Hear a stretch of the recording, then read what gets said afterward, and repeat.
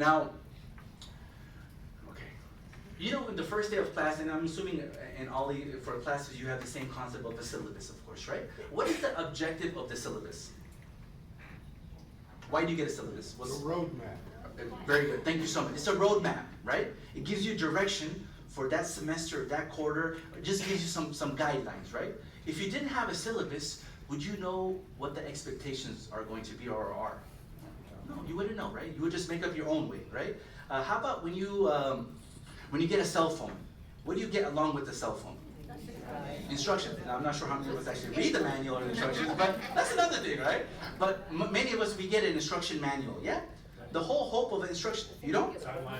Or online, I mean, yes, you're right, you're right. We're staying away from that, but either manual or something online, something to give you some guidelines and some instructions, yeah? Now, if you didn't have that and you need to troubleshoot your phone because of some issue, it would be very challenging to do so if you didn't have that, right? So kind of take that example for life, that I believe there's a creator. He put me here, that's the reality, I'm here. What do I do now? Who is he? What does he want from me? Where am I going? 3 questions, folks, I want us all to think about, and maybe you've thought about it.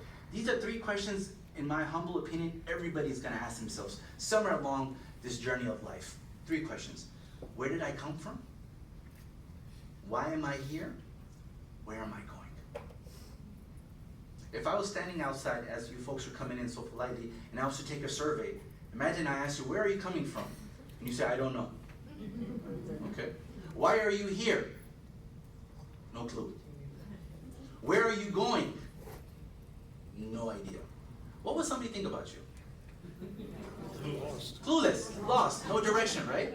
But imagine I ask you the same 3 questions. Where are you coming from? Say, I'm coming from my home. Why are you here? I'm hoping to see your presentation about what Islam is and who Muslims are. Where are you going? After this, I'm going to grab some lunch possibly and go back home. So on a Monday afternoon, you know where you came from, you know what you're doing, you know where you're going. As a Muslim, we say extend these 3 questions to all of life. Yeah? Extend these 3 questions to all of life. Where did you come from? Why are you here? What's your purpose of life? Is it just to gain as much knowledge as you can? Is it to have a specific abbreviation before or after your name? A title? Is it to have the biggest houses and the cars and all this good stuff? I'm not saying anything wrong with that. But why are you here? What is your ultimate purpose of life? And the reality is, we will all go. Does everybody agree? Everyone is gonna pass on? Yes? Where are we going? Typically the response I get as well, you know, there's a big question mark sometimes, right? But if that's, many other things in life are things that might happen, they might not happen, yeah? I might get this job, I might not get this job. I might get this, I might not. But death is a reality, it's going to happen. But honestly speaking, how many of us have studied or investigated or researched this matter? Where am I going? It's a reality, it's gonna happen. Where am I going?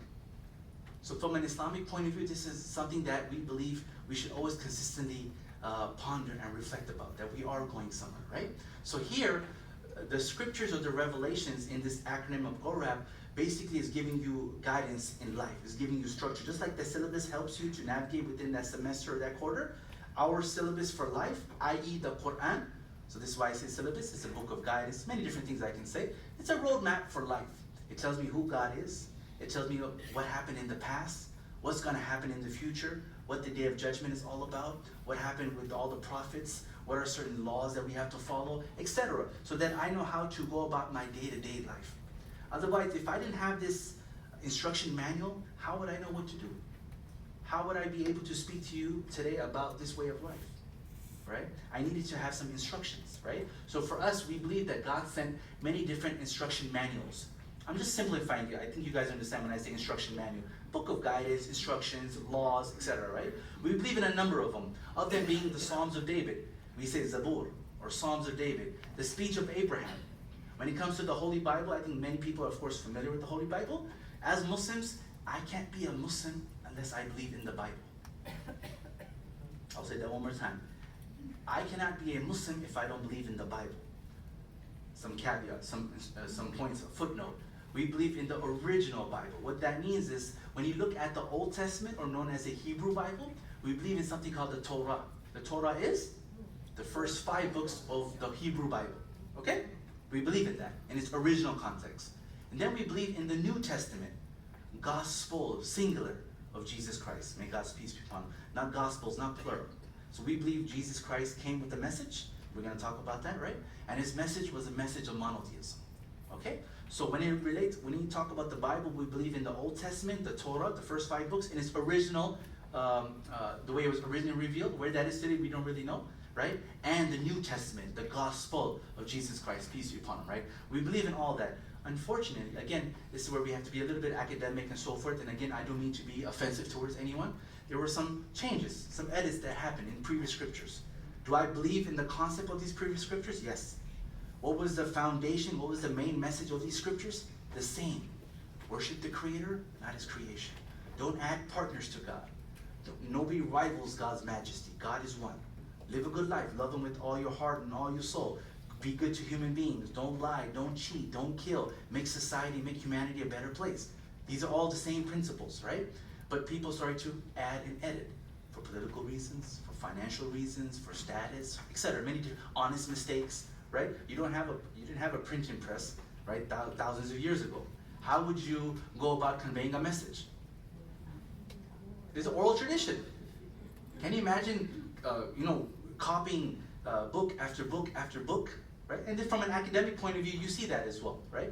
And that I don't mean to offend anyone, just So we believe because of this, God sent the final instruction manual, which is called the Quran.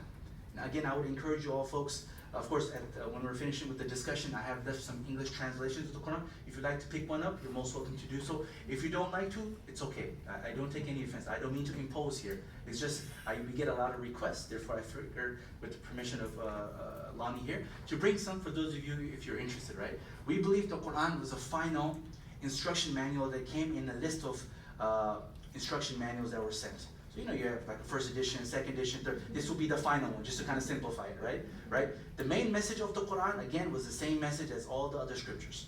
Worship one God with all your heart and all your soul. Be a good person, help out humanity, don't lie, don't cheat, everything. Of course, the minor details, as I explained earlier, they might differ. The minor aspects of the law. The major aspects, the foundation would never be changed, because God is always going to be the same when it comes to that, okay? The Quran is in its original Arabic context and has been unedited for over 1,400 years. This is a claim that Muslims give, right? This is a claim for over 1,400 years. Of course, what I have here is a translation. When you translate something, like say I have a beautiful Spanish poem that I want to translate into French. Will it be the same? No. No, you lose the spice. You lose some ingredients, right? Similarly, the Quran is only in Arabic. It's only in Arabic.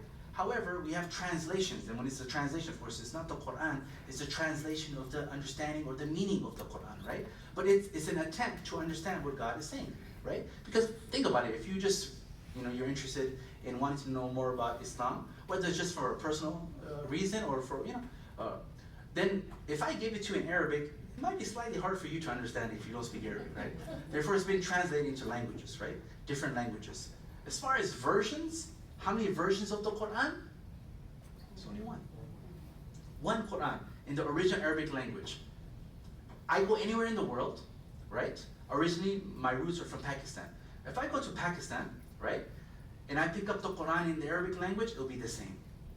If Lucy or Sumaya, two of our volunteers that are here from IOC, they're originally of Mexican background, is that correct? Okay. If they go back to Mexico, right, and they go pick up the Quran in Arabic, it'll be the same.